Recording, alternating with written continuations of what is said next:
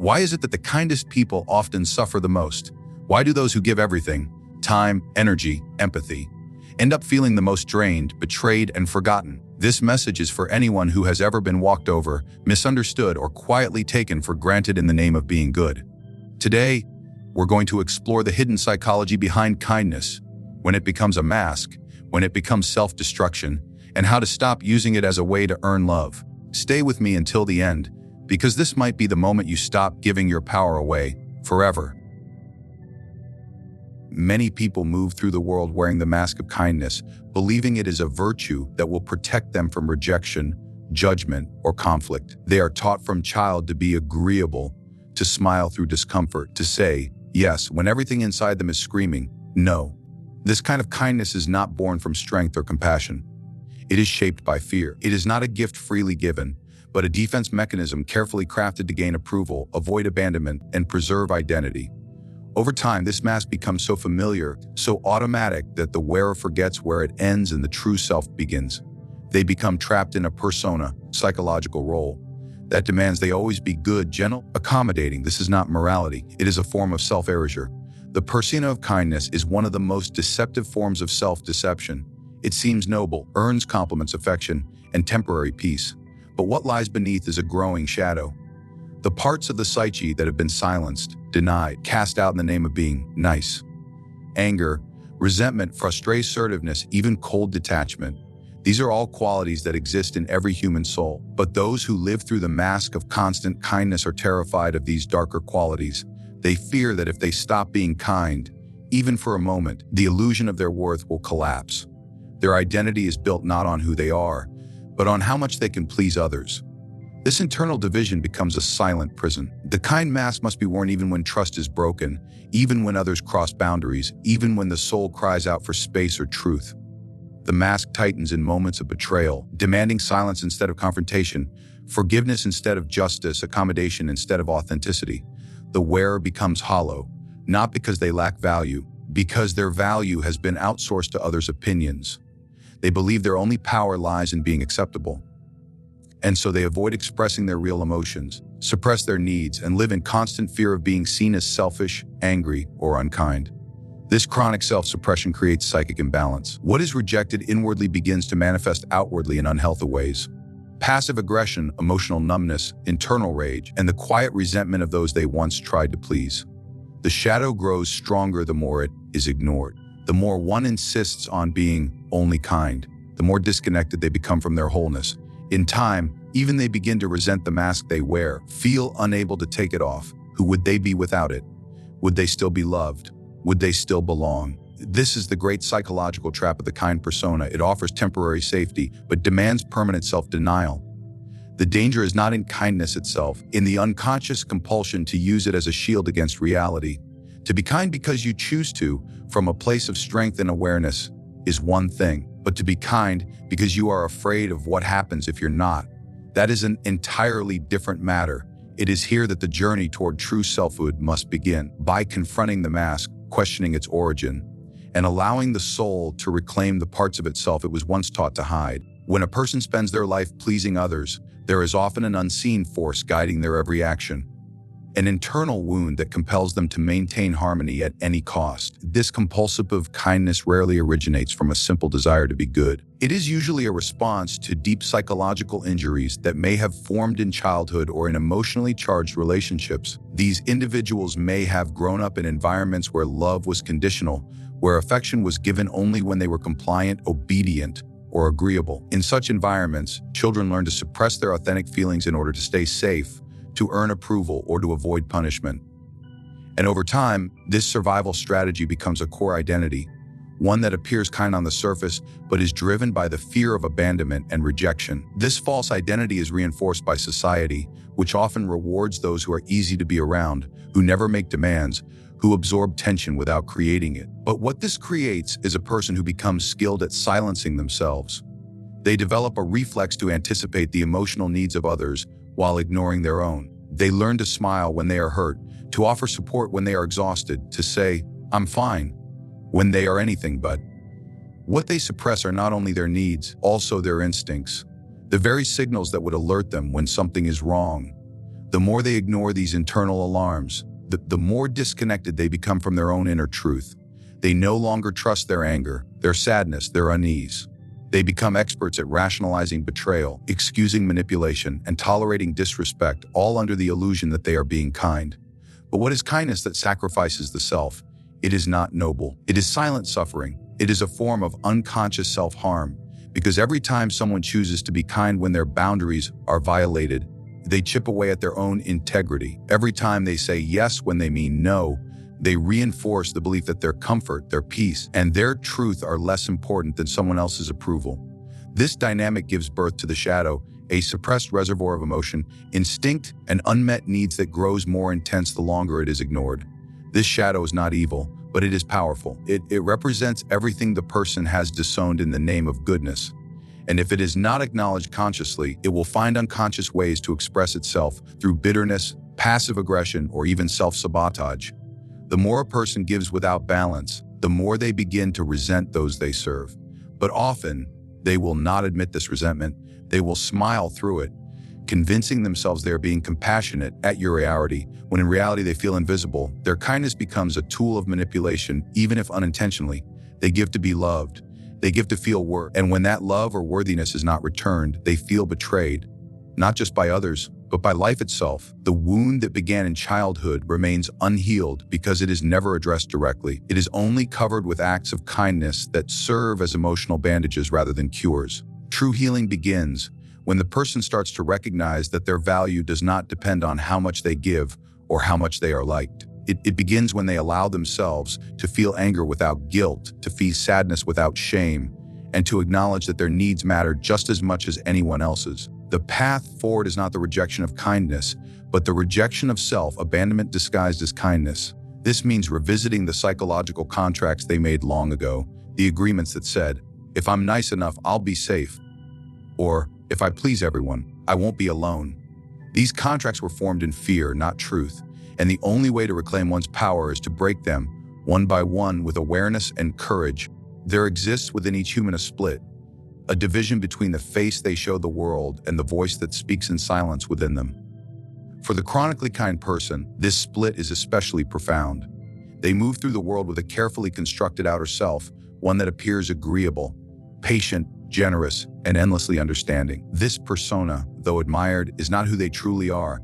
It is a psychological strategy built not for expression but for survival. It is a mask shaped by the unconscious belief that only through kindness can they remain safe, accepted, or worthy. And yet, beneath that mask lives another voice, more ancient and honest, whispering the truths they dare not say out loud. This internal voice is the shadow, the neglected part of the sitch that holds everything the kind person has repressed.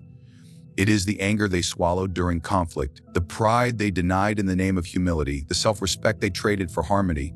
This shadow is not malicious, but it is raw and true.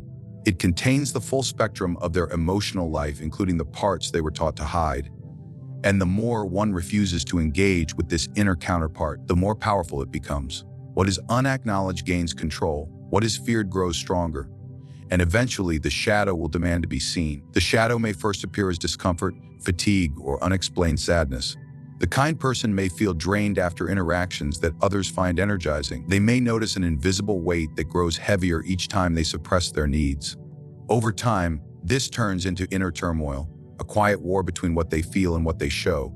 They begin to mistrust themselves, doubting their own reactions, justifying mistreatment, and wondering why they feel so hollow in relationships that seem so harmonious on the surface.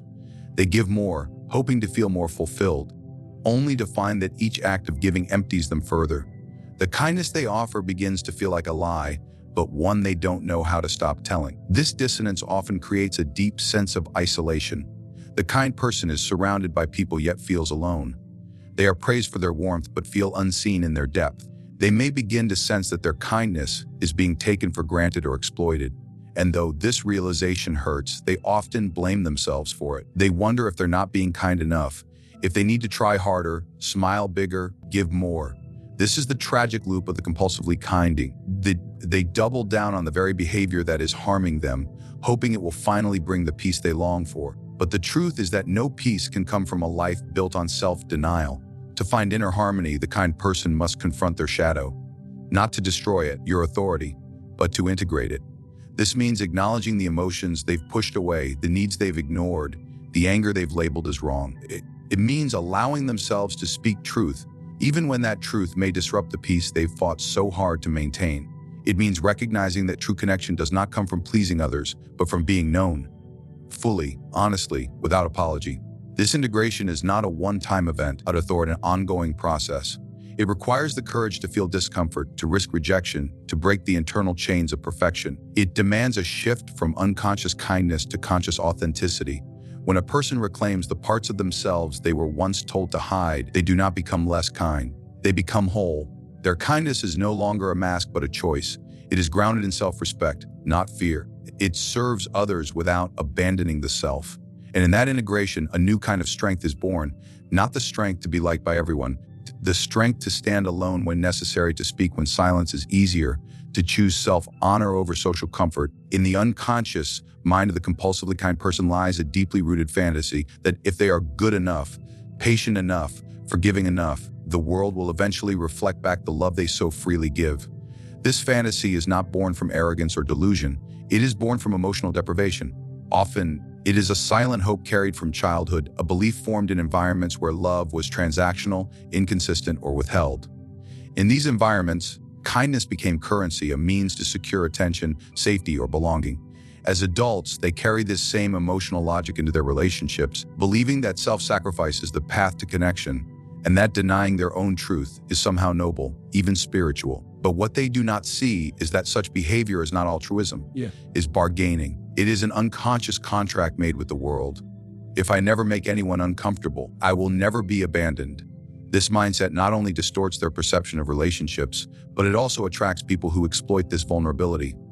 Narcissists, manipulators, and emotional takers are drawn to those who lack boundaries because they instinctively know they will not be challenged. And so, the compulsively kind become magnets for the very abuse they are trying to avoid. They find themselves in one-sided relationships where they are always giving and never receiving, where they are always understanding and never understood. This imbalance not just exhausts the soul, it reshapes the personality. Over time, the kind person becomes emotionally malnourished. Their sense of worth becomes entirely dependent on how much they can give, serve, and soothe. They become unable to rest unless others are content, unable to speak unless others approve, unable to exist unless others validate them. This is not compassion. It is captivity. And the chains are forged not by others, but by the self. Because the kind person, without realizing it, has internalized the belief that love must be earned through denial of the self. To begin the process of liberation, one must first acknowledge that not all suffering is virtuous. Being drained, used, or overlooked is not a sign of spiritual maturity. It is often a sign of psychological conditioning that demands healing. The journey back to wholeness requires the courage to violate the internal rules that once ensured survival. It demands that the kind person learn to say no without guilt, to hold space for their anger without shame, to assert their needs without apology. These are not acts of cruelty. They are acts of self-respect, and they often feel terrifying because they contradict everything the person was taught to believe about love and connection. This stage of transformation is marked by conflict, not peace. People who have benefited from the kind person's compliance may react with confusion, anger, or withdrawal. Boundaries, when first introduced, often expose the true nature of the relationship. Some will leave, others will resist. But the silence that follows is sacred. It is in this silence that the kind person meets themselves. Not the mask, not the role, but the core. And what they discover is not a heartless being, but a soul that is worthy of love without condition, without performance, without pain. In learning to protect their energy, the kind person reclaims their power. They begin to choose relationships that nourish rather than drain, conversations that empower rather than diminish, and decisions that reflect inner truth rather than external approval. Their kindness becomes conscious, not compulsive. It is no longer used to avoid conflict or gain acceptance, but is given freely from a place of abundance, not lack. And this shift transforms everything. What once felt like duty now feels like freedom. What once felt like survival now becomes sovereignty. The person who was once consumed by the needs of others now recognizes their own soul as sacred, worthy of protection, worthy of voice, and worthy of love that does not require them to disappear in order to be seen, The final illusion that traps the overly kind individual is the belief that their self-worth depends on the perceptions of others. Beneath the gentle demeanor and pleasing behavior lies a silent fear that without approval, they will cease to exist in any meaningful way. This is not vanity, but the shadow of an unlived self, buried within the psyche and masked by acts of service, humility, and self-sacrifice. Over time, the kind person becomes so practiced in pleasing others that they forget what pleases them. Their identity dissolves into roles: caretaker, peacekeeper, empath, and the authentic self retreats into silence, watching as life is lived according to others' expectations, not their own. This psychic abandonment of the self creates a profound inner divide. On the surface, the kind person may appear harmonious, agreeable, and universally liked. But inside, they often carry a quiet resentment, an HE that builds with every unmet need, unspoken truth, and boundary crossed. It is not they do not feel anger. It is that they were never taught how to honor it. Anger in their psyche was equated with danger, rejection, or loss. So it was buried. But whatever is buried does not disappear, it festers. And when the soul festers, it begins to leak out in ways the conscious mind cannot always control. Passive aggression, burnout, chronic fatigue, unexplained sadness, even illness. The psyche rebels when it is denied its right to live fully. To reclaim the authentic self, the kind person must begin a process of individuation, the painful but liberating journey of separating their true identity from the persona they have worn for social survival. This does not mean becoming cold or uncaring. It means uncovering what is real beneath what is rehearsed. The first step is radical honesty, acknowledging the ways in which kindness has been used not as a gift, but as a shield. When someone says yes while their soul screams no, when they apologize for feeling hurt, when they suppress their truth to avoid disturbing others, these are not acts of love, but of self-abandonment. And the cost of this abandonment is a life half-lived. True psychological maturity begins when the individual allows the unlived parts of themselves to emerge from the shadows. This includes not just strength and self-worth, also rage, defiance, and desire. These qualities are not to be feared. They are necessary tools of self-protection and transformation. The kind person must learn that it is not only safe to disappoint others, it is sometimes essential. They must risk being disliked to be fully known. They must risk walking away to find themselves. And they must risk silence from others to finally hear their own inner voice. This voice, when first discovered, is often faint and uncertain. After years of disuse, it does not roar, it whispers. But it speaks truths the world cannot offer, in what you want, what you need, you are willing to tolerate, and what you are not. Listening to this voice requires courage because it often leads away from comfort and toward confrontation, not with others necessarily, but with the internal system that made people-pleasing feel like the only safe path. Confronting this system is emotional labor. It means grieving the years lost in service to others' expectations. It means facing the fear that without kindness, there will be nothing left to love. But beneath that fear lies the reality that love born from performance was never love at all. As the kind person begins to embody their full self, kindness balanced with strength, empathy tempered by discernment, they stop seeking approval and start demanding respect. They no longer give to be seen. They no longer tolerate what harms their spirit. They no longer confuse being liked with being whole. And in that evolution, they become not less kind, but more powerful. Not colder but clear, not selfish but sovereign.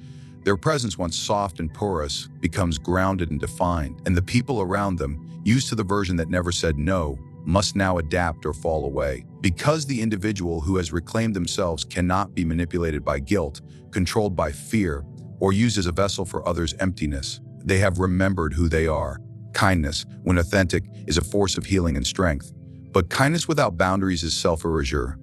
It turns a noble instinct into a silent wound, a slow surrender of identity in the name of peace. To reclaim your soul, you must learn that your value does not depend on how easy you are to love, how quickly you say yes, or how little space you take up. True kindness flows from wholeness, not from the fear of rejection or the hunger for validation. It is only when you stop offering your kindness to those who abuse it, when you stop betraying yourself to maintain harmony, that you begin to live as a sovereign being. Power does not lie in pleasing everyone. It lies in knowing who you are when no one is watching, and from that knowing, you can give. Not to earn love, because love already exists within you. Let others call it selfish. Let them walk away. What remains is you unshaken, unashamed, and no longer at war with your own voice. You were never meant to live as a mirror for others. You were meant to live as a light that refuses to dim for anyone.